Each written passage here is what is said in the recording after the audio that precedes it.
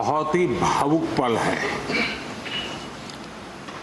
सदन के कितने ही ऐतिहासिक पल आपकी गरिमामय उपस्थिति से जुड़े हुए हैं। फिर भी अनेक बार आप कहते रहे हैं,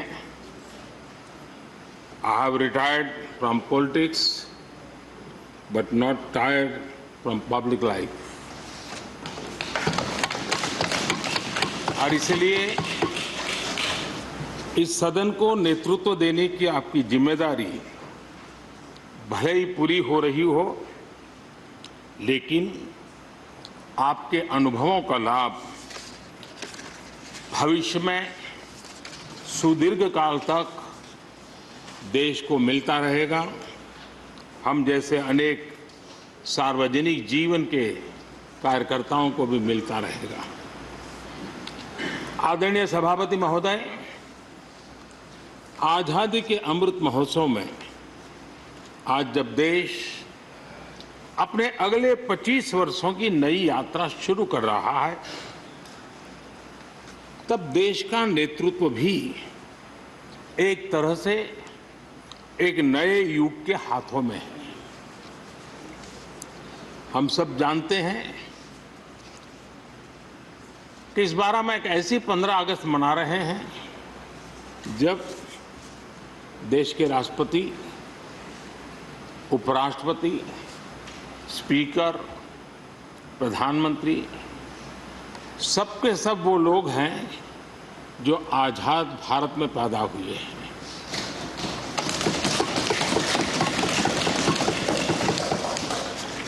और सबके सब बहुत ही साधारण पृष्ठभूमि से आते हैं। मैं समझता हूं उसका अपना एक सांकेतिक महत्व है, साथ में देश के नए युग का एक प्रतीक भी है। आदरणीय सभापति महोदय, आप तो देश के एक ऐसे उपराष्ट्रपति हैं जिसने अपनी सभी भूमिकाओं में हमेशा युवाओं के लिए काम किया है। आपने सदन में भी हमेशा युवा सांसदों को आगे बढ़ाया, उन्हें प्रोत्साहन दिया। आप लगातार युवाओं के संवाद के लिए यूनिवर्सिटीज और इंस्टीट्यूशंस लगातार जाते रहे हैं। नई पीढ़ी के साथ आपका एक निरंतर कनेक्ट बना हुआ है और युवाओं को आपका मार्गदर्शन भी मिला है और युवा भी आपको मिलने के लिए हमेशा उत्सुक रहे हैं। इन सभी संस्थानों में आपकी लोकप्रियता भी बहुत रही है। मुझे बताया गया कि वाइस प्रेसिडेंट के रूप में आपने सदन के बाहर जो भाषण दिए, उनमें करीब 25% युवाओं के बीच में रहे हैं। ये भी अपने आप में एक बहुत बड़ी बात है। आदरणीय सभापति महोदय, व्यक्तिगत रूप से मेरा यह सौभाग्य रहा है कि मैंने बड़े निकट से आपको अलग अलग भूमिकाओं में देखा है। बहुत सारी आपकी भूमिका ऐसी भी रही जिसमें आपके साथ कंधे से कंधा मिलाकर कार्य करने का भी मुझे सौभाग्य मिला है। पार्टी कार्यकर्ता के रूप में आपकी वैचारिक प्रतिबद्धता रही हो, एक विधायक के रूप में आपका कामकाज हो, सांसद के रूप में सदन में आपकी सक्रियता हो, भारतीय जनता पार्टी के अध्यक्ष के रूप में आपका सांगठनिक कौशल्य और लीडरशिप की बात हो, कैबिनेट मंत्री के रूप में आपकी मेहनत, नवाचार का आपका प्रयास और उससे प्राप्त सफलताएं देश के लिए बहुत उपकारक रही है, या फिर उपराष्ट्रपति और सदन में के सभापति के रूप में आपकी गरिमा और आपकी निष्ठा। मैंने आपको अलग अलग जिम्मेदारियों में बड़े लगन से काम करते हुए देखा है। आपने कभी भी किसी भी काम को बोझ नहीं माना। आपने हर काम में नए प्राण फूंकने का प्रयास किया है। आपका जज्बा, आपकी लगन हम लोगों ने निरंतर देखी है। मैं इस सदन के जरिए प्रत्येक माननीय सांसद और देश के हर युवा से कहना चाहूंगा कि वो समाज, देश और लोकतंत्र के बारे में आपसे बहुत कुछ सीख सकते हैं।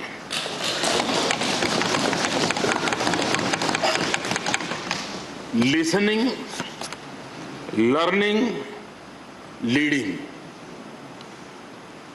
कनेक्टिंग, कम्युनिकेटिंग, चेंजिंग और रिफ्लेक्टिंग, रिकनेक्टिंग जैसी किताबें आपके बारे में बहुत कुछ बताती हैं। आपके ये अनुभव हमारे युवाओं को गाइड करेंगे और लोकतंत्र को मजबूत करेंगे। आदरणीय राष्ट्रपति महोदय, आपकी किताबों का जिक्र मैंने इसलिए किया क्योंकि उनके टाइटल में आपकी वो शब्द प्रतिभा झलकती है जिसके लिए आप जाने जाते हैं। आपके वन लाइनर्स, बीट लाइनर्स होते हैं और विन लाइनर्स भी होते हैं।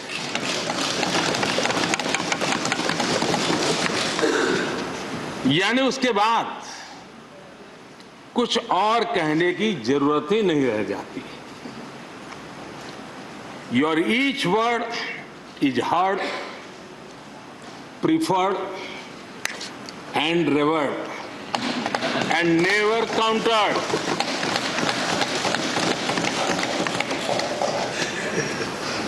कैसे कोई अपनी भाषा की ताकत के रूप में और सहजता से इस सामर्थ्य के लिए जाना जाए और उस कौशल से स्थितियों को दिशा मोड़ने का सामर्थ्य रखे, सचमुच में आपके इस सामर्थ्य को मैं बधाई देता हूं।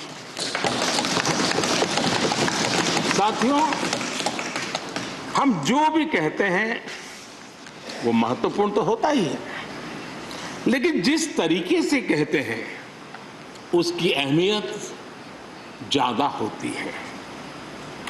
किसी भी संवाद की सफलता का पैमाना यही है कि उसका गहरा इम्पैक्ट हो, लोग उसे याद रखें और जो भी कहें उसके बारे में लोग सोचने के लिए मजबूर हो।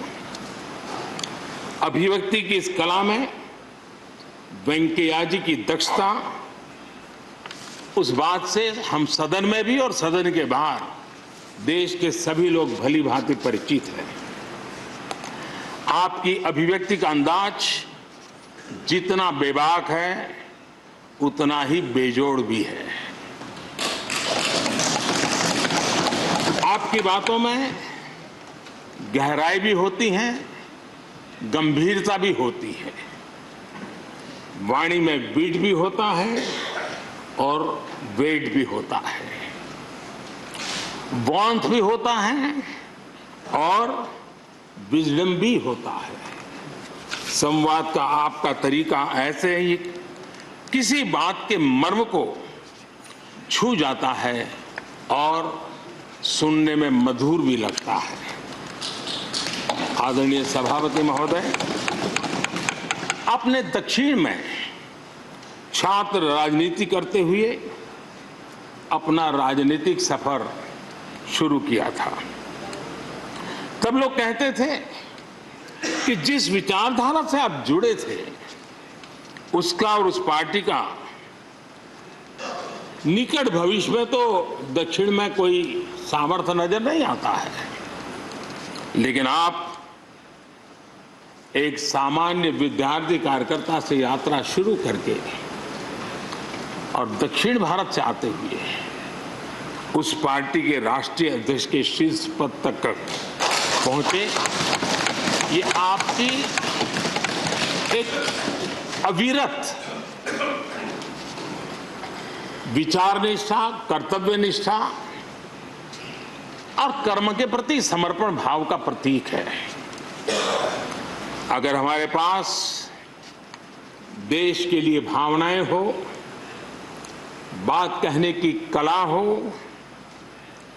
भाषाई विविधता में आस्था हो, तो भाषा क्षेत्र हमारे लिए कभी भी दीवार नहीं बनती हैं। ये आपने सिद्ध किया है। आदरणीय सभापति महोदय,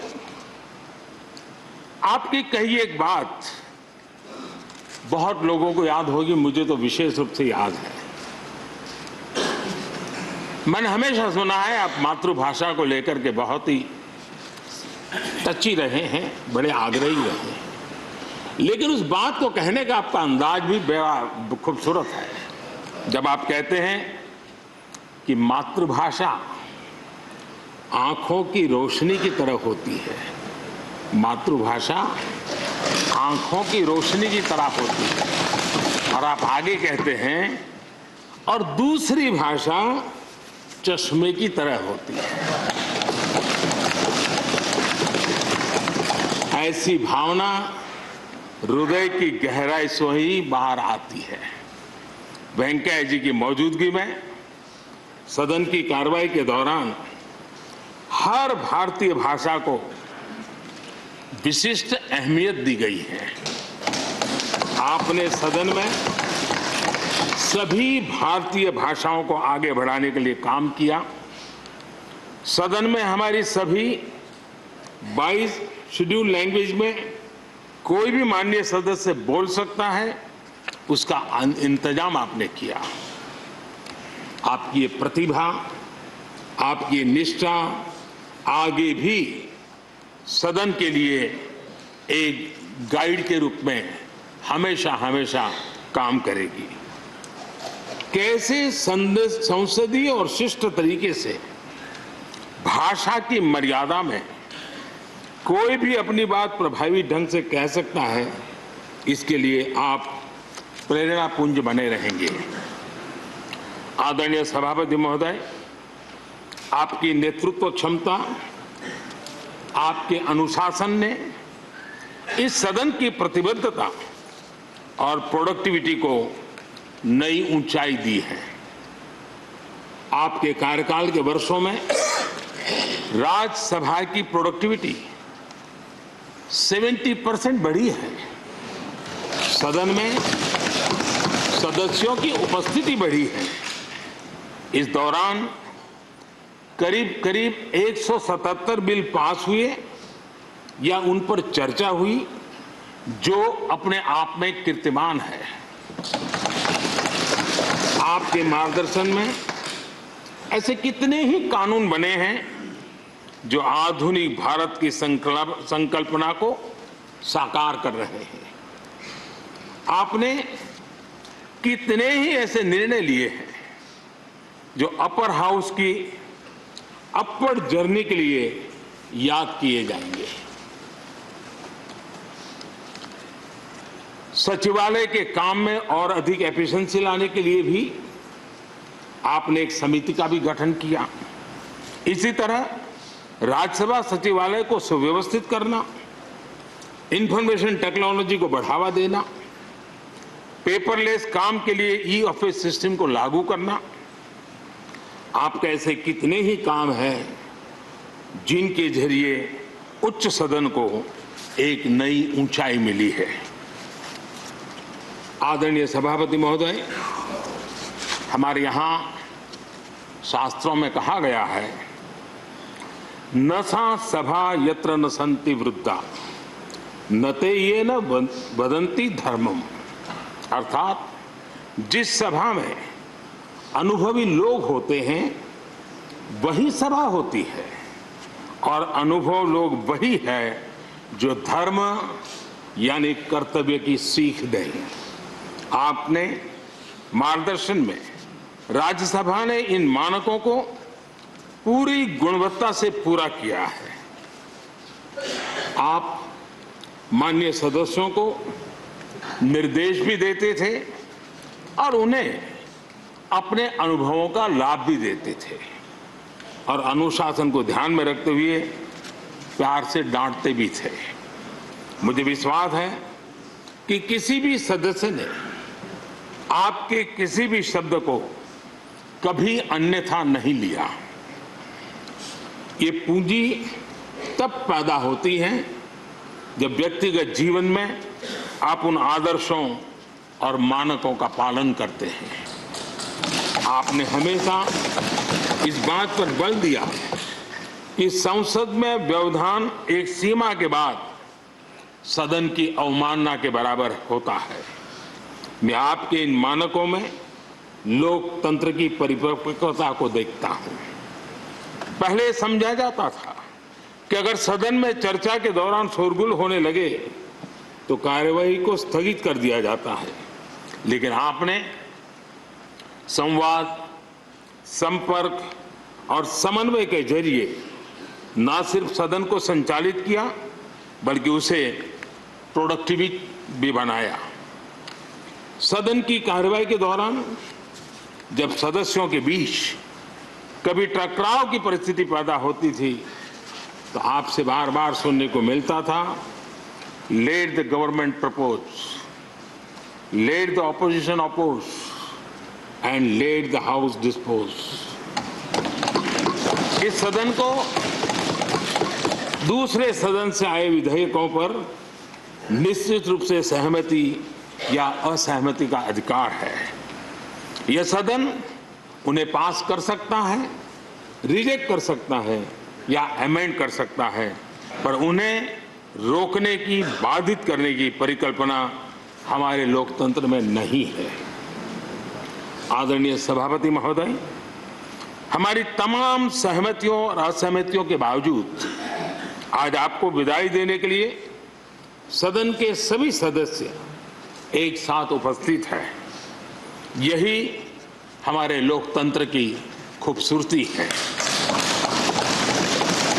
ये आपके लिए इस सदन के सम्मान का उदाहरण है। मैं आशा करता हूं कि आपके कार्य, आपके अनुभव आगे सभी सदस्यों को जरूर प्रेरणा देंगे। अपने विशिष्ट तरीके से आपने सदन चलाने के लिए ऐसे मानदंड स्थापित किए हैं जो आगे इस पद पर आसीन होने वालों को प्रेरित करते रहेंगे। जो लेगेसी आपने स्थापित की है, राज्यसभा उसका अनुसरण करेगी, देश के प्रति अपनी जवाबदेही के अनुसार कार्य करेगी। इसी विश्वास के साथ आपको पूरे सदन की तरफ से, मेरी तरफ से अनेक अनेक शुभकामनाएं देता हूं, और आपने देश के लिए जो कुछ भी किया है, इस सदन के लिए जो कुछ भी किया है, इसके लिए सबकी तरफ से ऋण स्वीकार करते हुए मैं आपका धन्यवाद करता हूं। बहुत बहुत शुभकामनाएं।